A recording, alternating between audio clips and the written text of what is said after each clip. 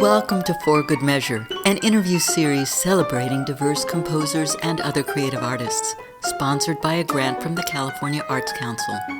I'm Nanette McGuinness, Artistic Executive Director of Ensemble for these times. In this week's episode, we continue our Da Capo Conversations, a mini-series where we'll be giving familiar segments a topical twist. Today we revisit Corinne Whitaker's and Elinor Armour's perspectives on their artistic process. Here's what Corinne Whitaker had to say.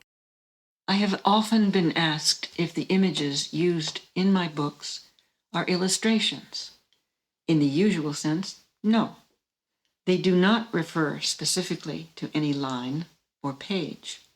On the other hand, their location in the book is carefully chosen, and they all, like the artwork itself, reflect the heart and mind of a particular artist at this time, in this place.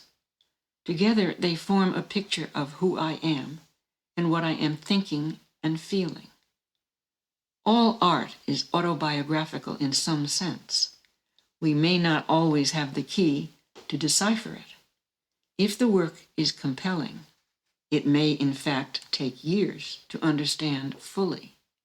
It helps to remember that photography as a fine art took 150 years to be accepted. I should add that I have always been passionately curious about tomorrow and the unknown. Where will it take us? What mysteries will we uncover? I can remember going through the birth canal with great anticipation. What's going on out there in the big world? And excitement. Let me out of here. Don't restrain me. This is the spirit that fills my life to this day. I love experimenting with new materials and new processes. This is why I began, some 3 years ago, composing music using AI, artificial intelligence. It is what has prompted me over the years to try new materials like mirrors and brass for digital painting. It is why my newest body of work starts with a raw selfie, projects it into artificial intelligence, alters it digitally, just to see where it will go. I have often been asked how long I will continue using the computer to create. I answer, as long as the magic continues, and the magic never stops. Here's what Elinor Armour had to say. My process, at least in terms of, I'll talk about setting poetry because that's quite a specific process, not necessarily the same as my process with, pieces that do not have words. I very much want to honor the poet and find the poet's voice. So I always start with setting the words. I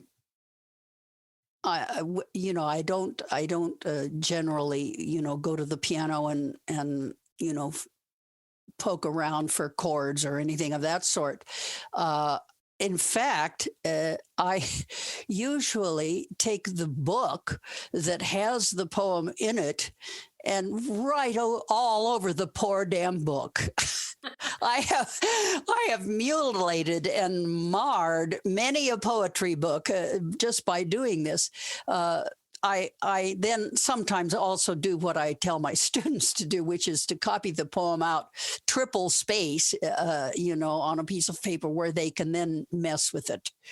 And before they write a note, write on that piece of paper, or nowadays I suppose they can do it, at the computer, but somehow underline the important words, put bar lines before syllables that you think should be downbeats, sketch in little rhythmic motives that some of the words suggest, decide in larger terms, A section, B section, that kind of thing. and the poetry. Don't mess with it. I mean, iambic pentameter, it can only be pulled this way or that. It's not taffy. You have to, there's a reason that poets use certain rhythms and meters, and you want to try to honor those. I do, however, sometimes have the musical phrase set an entire sentence or an entire clause, even if it stops short of a line ending or goes beyond a line ending, because I think that helps convey the meaning when the poem is heard. In other words, it's kind of parsed according to actual sentences and clauses rather than line endings. Because I think the last thing I want to do in setting a poem is to just be sing-songy. I don't want the poem to set me.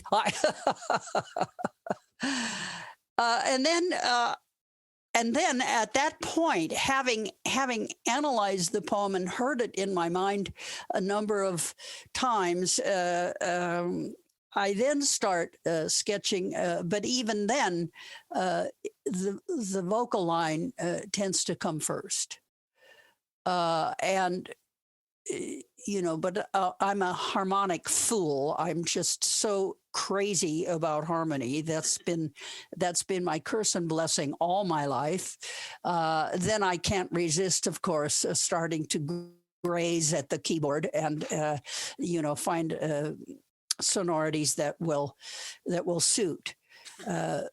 But it's very important, I think, to have the large rhythm and the small rhythms of the vocal line before you have anything else.